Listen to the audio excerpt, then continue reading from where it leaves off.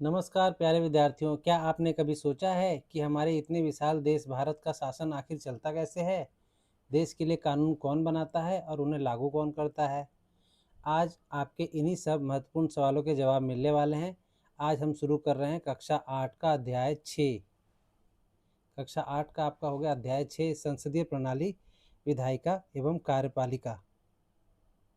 तो अपनी नोटबुक निकाल लीजिए और पूरे ध्यान के साथ तैयार हो जाइए। आपके अपने चैनल सोशल विद सविता पर आज की यह क्लास बहुत ही शानदार और ज्ञानवर्धक होने वाली है। तो चलिए आज कुछ नया सीखते हैं और शुरू करते हैं। तो चैनल पर नए हैं बच्चों तो चैनल को सब्सक्राइब कर लिए, वीडियो को लाइक कर लेंगे और अपने दोस्तों में शेयर करना ना भूलें ताकि उनकी भी हेल्प हो सके। और ये न्यू सिलेबस के अकॉर्डिंग हमने आपका एक क्वेश्चन तैयार किया है। स्टार्टिंग में आपके बुक के क्वेश्चंस मिलेंगे जो लास्ट में दिए रहते हैं, और महत्वपूर्ण क्वेश्चन जो चैप्टर के शुरुआत में दिए रहते हैं उन्हें भी हमने कवर किया। उसके अलावा एक्स्ट्रा हमने क्वेश्चंस किए हैं जो चैप्टर के बीच से भी पूछे जाते हैं आपके जो नए पैटर्न एग्जाम के चल रहे हैं उसके हिसाब से। तो चलिए शुरू करते हैं। प्रश्न नंबर 1 है आपका बच्चों, पता लगाइए कि आपके राज्य के संसद के प्रत्येक सदन में कितने प्रतिनिधि हैं। तो उदाहरण के तौर पे हमने दिल्ली का लिया हुआ है। राष्ट्रीय राजधानी दिल्ली क्षेत्र की लोकसभा में 7 प्रतिनिधि सांसद और राज्यसभा में 3 प्रतिनिधि चुने जाते हैं। ठीक है बच्चों, अब चलते हैं नेक्स्ट क्वेश्चन पे, प्रश्न नंबर 2 पर। प्रश्न नंबर 2 है आपका, वे कौन से तत्व हैं जो भारतीय संसद को जनता की आवाज़ बनाते हैं? यह कैसे सुनिश्चित करती है कि विभिन्न विचारों को सुना जाए? तो उत्तर है बच्चों, सार्वभौमिक वयस्क मताधिकार वह मुख्य तत्व है जो संसद को जनता की आवाज़ बनाता है, क्योंकि सभी वयस्क नागरिक बिना किसी भेदभाव के अपने प्रतिनिधि चुनते हैं। संसद विभिन्न विचारों को सुनने के लिए प्रश्नकाल, संसदीय बहस और विशेष समितियों की व्यवस्था करती है जहां पक्ष विपक्ष दोनों अपने विचार रखते हैं। ठीक है बच्चों, अब चलते हैं नेक्स्ट क्वेश्चन पे। प्रश्न नंबर 3 है आपका, कोई भी डाउट हो तो कमेंट में पूछ सकते हैं बच्चों। प्रश्न नंबर 3 है आपका, आपके विचार से संविधान ने कार्यपालिका को विधायिका के प्रति उत्तरदायी क्यों बनाया? तो उत्तर है बच्चों इसका, ताकि कार्यपालिका सरकार अपनी शक्तियों का दुरुपयोग न कर सके। प्रश्नकाल और संसदीय प्रक्रियाओं के माध्यम से मंत्रियों को अपने हर फैसले का औचित्य साबित करना होता है। इससे सरकार पारदर्शी बनी रहती है और मनमानी नहीं कर पाती। ठीक है बच्चों, तो ये हो गया आपका प्रश्न नंबर 3 का आंसर। अब चलते हैं नेक्स्ट क्वेश्चन पे। प्रश्न नंबर 4 है आपका, प्रश्न नंबर 4 है, आपके अनुसार केंद्र स्तर पर द्विसदनीय विधायिका क्यों चुनी गई? तो उत्तर हो जाएगा, संविधान निर्माताओं को लगा कि भारत जैसे विशाल देश की चुनौतियों का सामना करने के लिए केवल एक प्रत्यक्ष चुना गया सदन पर्याप्त नहीं होगा। संघवाद की भावना को बनाए रखने और राज्यों को उचित प्रतिनिधित्व देने के लिए राज्यों की परिषद राज्यसभा के रूप में दूसरे सदन की आवश्यकता महसूस हुई। ठीक है बच्चों, आप चलते हैं हम नेक्स्ट क्वेश्चन पे।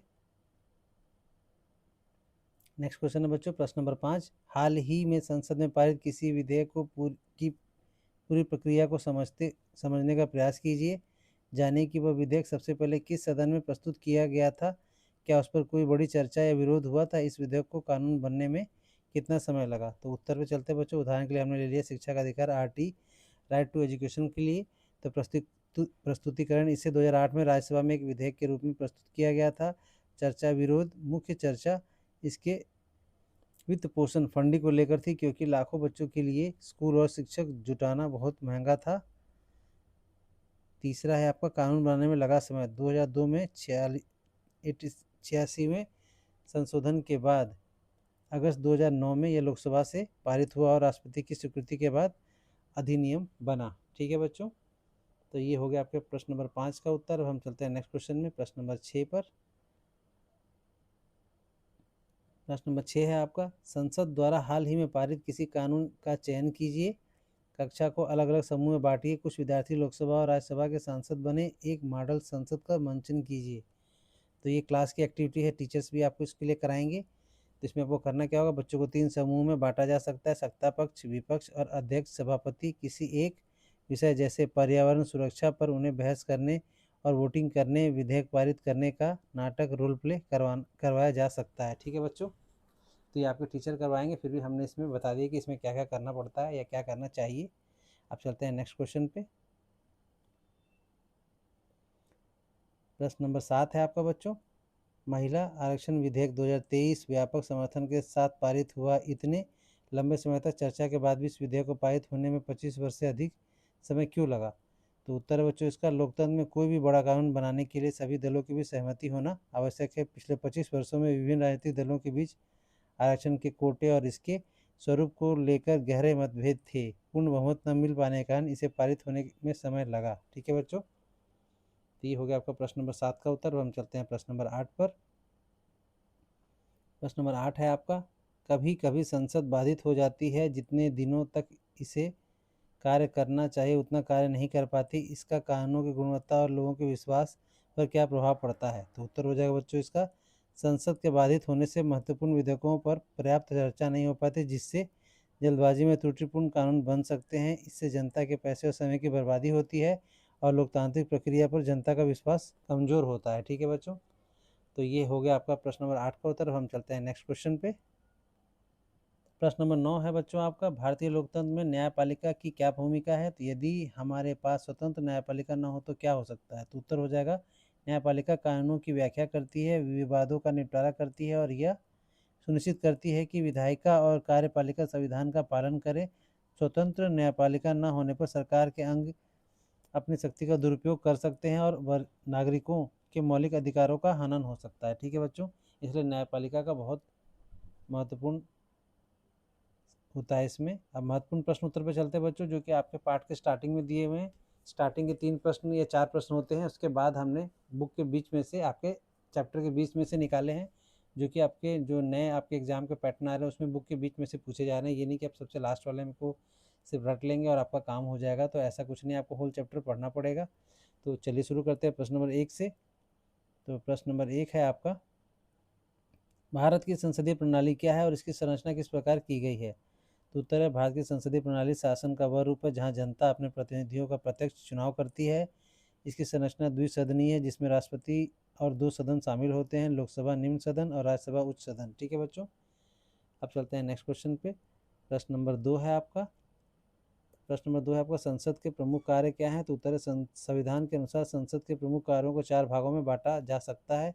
पहला है संवैधानिक कार्य, संविधान में संशोधन आदि सॉरी। दूसरा है कानून निर्माण, देश के लिए नीतियाँ और कानून बनाना।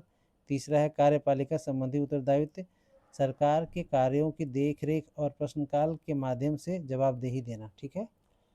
चौथा है आपका वित्तीय उत्तरदायित्व, बजट और सरकारी व्यय को स्वीकृति देना। तो इस तरह से 4 अंग होते हैं जो संसद के प्रमुख कार्य होते हैं। ठीक है, अब चलते हैं प्रश्न नंबर 3 पर।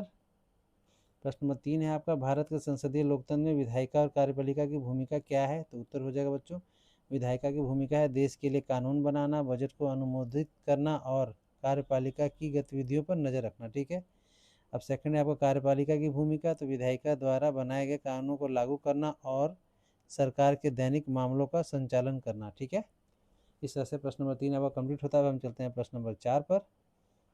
प्रश्न नंबर 4 है आपका, केंद्र और राज्य स्तर पर विधायिका और कार्यपालिका का गठन किस प्रकार किया जाता है? तो उत्तर हो जाएगा, केंद्र स्तर पर विधायिका का गठन राष्ट्रपति, लोकसभा और राज्यसभा से मिलकर होता है। कार्यपालिका का गठन राष्ट्रपति, उपराष्ट्रपति और प्रधानमंत्री की अध्यक्षता वाली मंत्रिपरिषद से होता है। और दूसरा हो जाएगा आपका राज्य स्तर पे, तो विधायिका राज्य विधानमंडल में राज्यपाल और विधानसभा, कुछ राज्यों में विधान परिषद भी होती है। राज्य की कार्यपालिका का गठन राज्यपाल और मुख्यमंत्री की अध्यक्ष वाली मंत्रिपरिषद से होता है। ठीक है बच्चों, आप चलते हैं नेक्स्ट क्वेश्चन पे, प्रश्न नंबर 5 पे। तो प्रश्न नंबर 5 है आपका, आपके विचार से संसद सरकारी व्यय पर दृष्टि क्यों रखती है? तो उत्तर हो जाएगा, मतलब सरकारी खर्च पर दृष्टि संसद कैसे रखती है, क्यों रखती है? तो संसद सरकारी व्यय पर निगरानी रखती है क्योंकि वह धन देश की जनता करदाताओं का होता है। यह सुनिश्चित करना आवश्यक है कि जनता का पैसा सही योजनाओं में और जिम्मेदारी से खर्च हो। ठीक है बच्चों, अब चलते हैं प्रश्न नंबर 5 पर।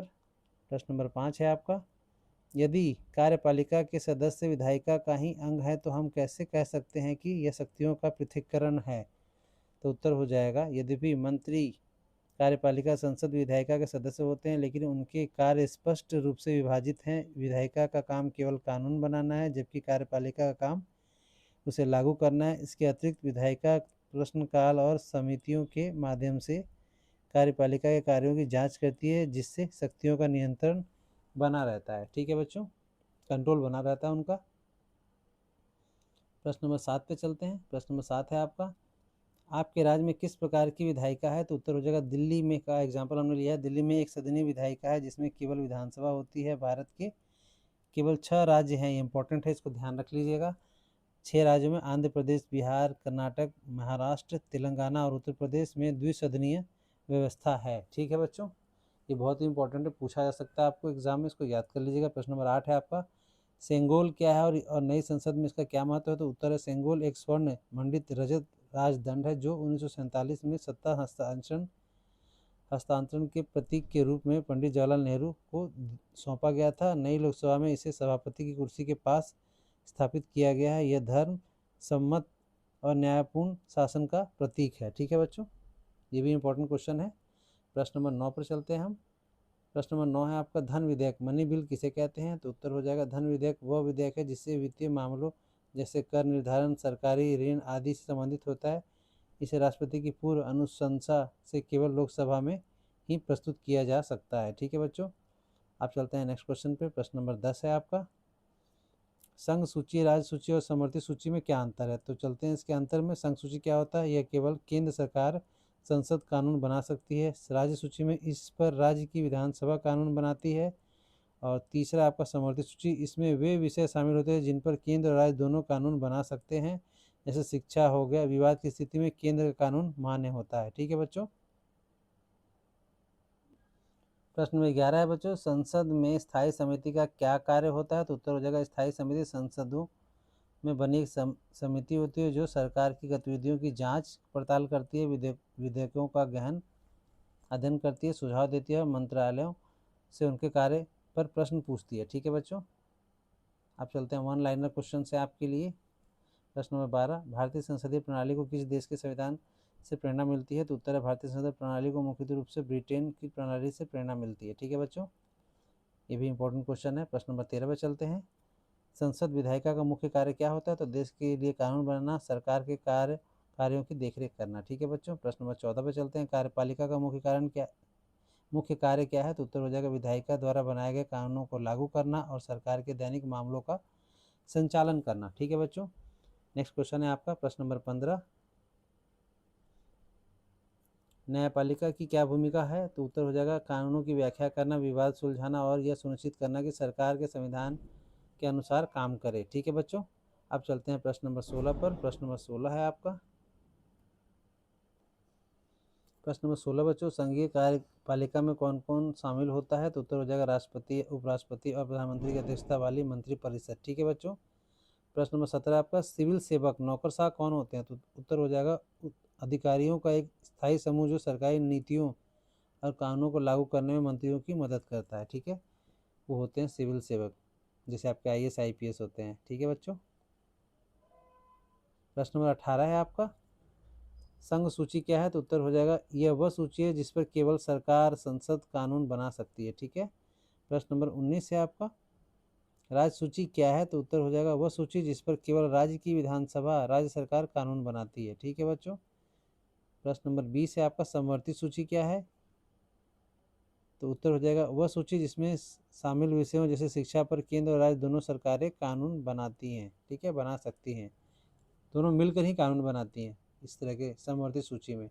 प्रश्न नंबर 21 है आपका, यदि समवर्ती सूची के विषय पर विवाद हो तो किसका कानून माना जाएगा? तो उत्तर हो जाएगा यदि केंद्र सरकार द्वारा कानून संघ बना देती है तो राज्य सरकार को उसी का पालन करना अनिवार्य होता है। ठीक है, प्रश्न नंबर 22 आपका, भारत की संसदीय व्यवस्था में वास्तविक कार्यकारी अधिकारी कौन होता है? तो उत्तर हो जाएगा आपका प्रधानमंत्री। तो बच्चों, आपको वीडियो कैसा लगा? अगर आपको वीडियो बहुत अच्छा लगा हो तो प्लीज़ वीडियो को लाइक करके जाएंगे। वीडियो को चैनल पर नए हैं तो चैनल को सब्सक्राइब कर लेंगे, वीडियो को लाइक करेंगे और अपने दोस्तों में शेयर करना ना भूलें। ठीक है बच्चों, और ये प्लेलिस्ट हमने आपके लिए बनाया है, इस प्लेलिस्ट पे भी विजिट करेंगे जिस पर आपको अलग अलग चैप्टर्स के अलग क्लास के हमने सोल्यूशन दिए हुए हैं, क्वेश्चन आंसर किए हुए हैं, इंपॉर्टेंट क्वेश्चन किए हुए हैं। और ये हमारा फेसबुक पेज है, इसे भी आप सब्सक्राइब कर लीजिएगा जिससे आपको आने वाले वीडियो की अपडेट मिलती रहे। और ये हमारा टेलीग्राम चैनल है, इसको भी आप सब्सक्राइब कर लेंगे तो आपको आने वाले टाइम पे इस पर हम जो भी वीडियो बनाते हैं उससे रिलेटेड जो भी PDF शेयर करना होता है हम इसी प्लेटफॉर्म पे शेयर करते हैं। ठीक है बच्चों, तो मिलते हैं नेक्स्ट वीडियो में एक नए टॉपिक के साथ। तब तक के लिए धन्यवाद, नमस्कार, जय हिंद।